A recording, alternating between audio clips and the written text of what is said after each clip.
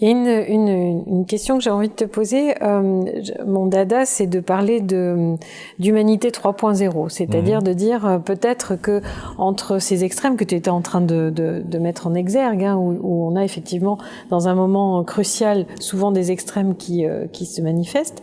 Et je me disais, mais et si notre avenir, c'était pas une humanité tierce, c'est-à-dire entre l'excès de technologie et entre, je fais exprès, là c'est un clin d'œil, entre les bisounours dans le sens qui vont peut-être aller à l'extrême d'une envie d'être ensemble, mais peut-être sans forcément investir, le faire ensemble. Enfin, tu vois, quelque chose qui serait trop méditatif pour le coup.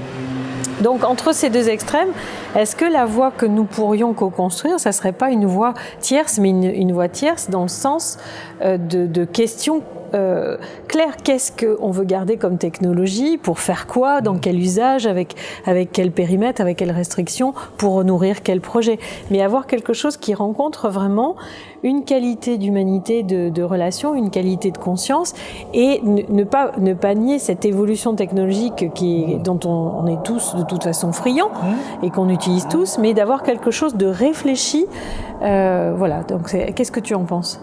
Moi, je pense la même chose dans la conclusion de ton propos, qui est qu'il n'y a aucune raison de se priver d'un bon usage, non seulement de la révolution numérique actuelle, mais de l'association croissante entre révolution numérique et révolution du vivant.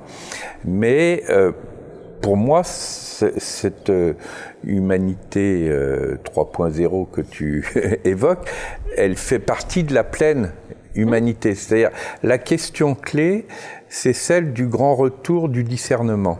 C'est-à-dire, ce que la modernité a évacué dans son mouvement d'émancipation, et il est absolument essentiel de conserver le meilleur de la modernité du côté de l'émancipation, de la liberté de conscience, de l'individuation qui ne se réduit pas du tout à de l'individualisme, mais en même temps d'aller repérer que dans la face sombre de la modernité, pour assurer son émancipation par rapport à des sociétés d'ordre qui tenaient en surplomb par le politico-religieux et leur rapport à la nature et le rapport à l'éthique, parce que c'était le politico-religieux qui disait ce qu'était le bien et ce qui était le mal. Le mouvement de la modernité, pour assurer son émancipation, il a largué avec l'eau sale des sociétés d'ordre théocratique deux gros bébés, que sont le rapport à la nature, le point aveugle écologique, et le rapport à l'éthique, la question du discernement. Et donc, il nous faut réintégrer dans cet avenir, puisque nous sommes en train de vivre le fin de ce grand cycle historique de plusieurs siècles des temps modernes, et la grande question, c'est comment nous sortons par le haut des temps modernes, et non pas par le bas, par la régression prémoderne des différents fondamentalismes identitaires. Et dans cette perspective qui est dynamique, la question clé, c'est le discernement, c'est-à-dire la capacité de se reposer la question qu'est-ce qui est bénéfique, qu'est-ce qui est nuisible, qui est normalement la question originelle de la comptabilité, parce que si on a des bénéfices dans nos comptabilités, bénéfices, ça ne veut pas dire solde monétaire négatif, ça veut dire activité bénéfique, bienfait, et perte, il faut l'entendre au sens de perte de valeur et valeur de force de vie. Donc, si on détruit un écosystème, c'est une perte de force de vie. Si des humains en viennent à se suicider parce que la souffrance au travail est trop importante, c'est une perte de force de vie. Et ça, c'est le grand retour de la question du discernement. C'est pour ça que le politique à co-construire va de pair avec une co-construction de l'éthique et des outils d'évaluation, entendus là aussi au sens fort du terme d'évaluation. Quand Michel Rocard m'avait confié une mission sur l'évaluation des politiques publiques, j'avais dit attention, évaluation, c'est pas la mesure. La mesure peut être un outil, mais c'est la délibération sur ce qui fait valeur, et valeur comme force de vie. Et plus on s'approche de l'essentiel, plus il y a une situation où la quantification est incapable d'exprimer l'essentiel. Donc la quantification, bien sûr, il n'y a aucune raison de s'en priver, mais au service de la qualification.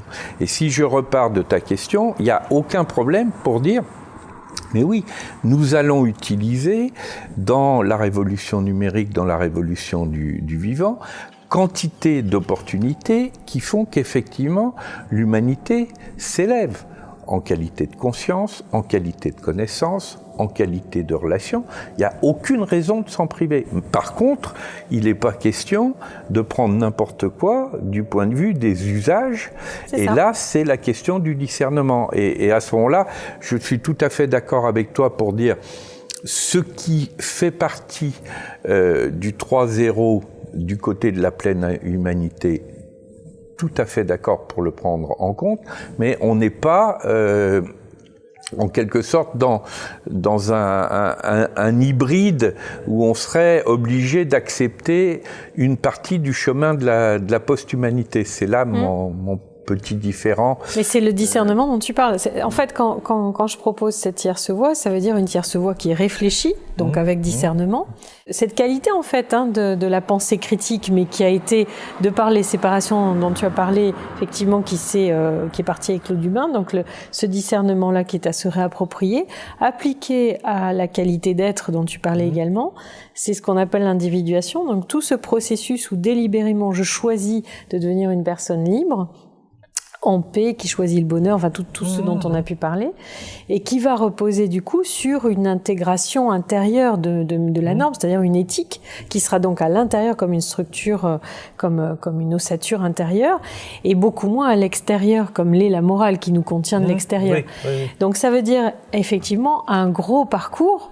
Parce que retravailler le discernement, faire le parcours d'individuation et construire et co-construire une éthique partagée, donc une éthique intérieure mais partagée, on voit bien tout le temps que ça nécessite et qui est un temps inverse à ce qui est vendu par tout ce qui est biens de consommation ou autre, où on est dans l'obsolescence programmée, dans l'éphémère, et où on conditionne des comportements, si on décrit les générations Z et les natives et autres, qui sont dans l'immédiateté et pas du tout dans l'instant présent, d'où ma questionnement sur quel avenir pour l'humanité, parce que sinon, on a des usages qui vont donner des référencements psychiques et des cadres et des catégories psychiques, mais qui ne vont pas dans le sens d'une humanité qui est dans la pleine humanité, qui est juste dans l'usage, l'avoir et la consommation.